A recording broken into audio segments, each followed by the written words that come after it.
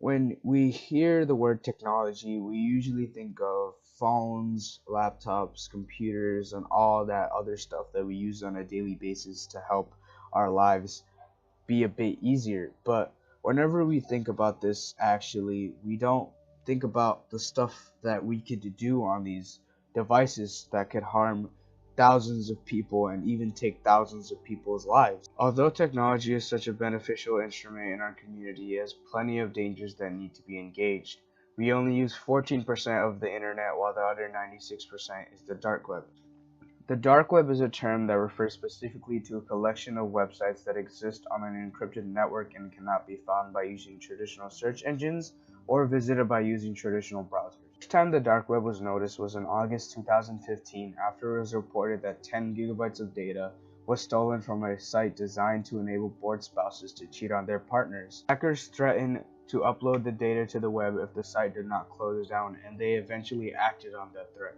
Now the spouses of Ashley Madison users have received blackmail letters demanding they pay $2,500 in Bitcoin or have the data exposed. Literally anyone with basic coding knowledge in 15 minutes can hack into my computer and see and manipulate what I'm doing. Back in 2008, a flash drive was left in the Pentagon's parking lot, and it was placed into an official's computer. It spread infectious codes that opened back doors into encrypted and classified government information.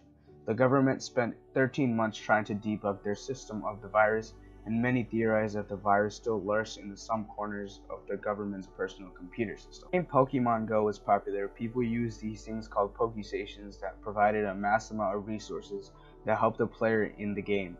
In order to claim these resources, the player would have to physically go to these stations that spawn in random places. Eventually, people found a way to make Pokestations spawn in any location they wanted to. People then set up these Pokestations in specific locations, and then robbed, kidnapped, raped, and even killed them.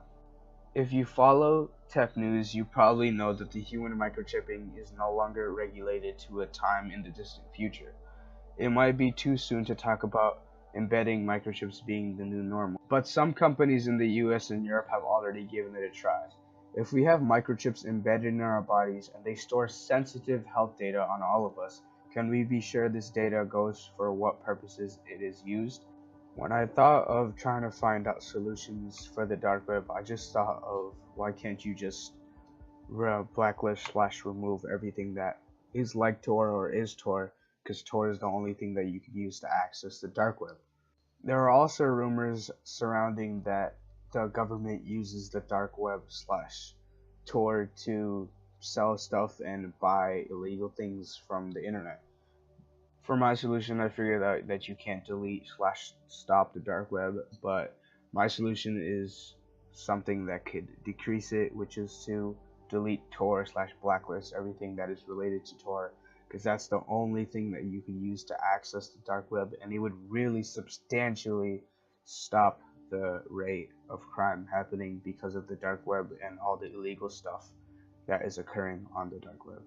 My basic solution to the Pokemon Go situation is to basically just not play the game, because if it requires you to go to a random place just to get some resources that you might be lured into/kidnapped and even killed, then you shouldn't even risk the chance of going to that place.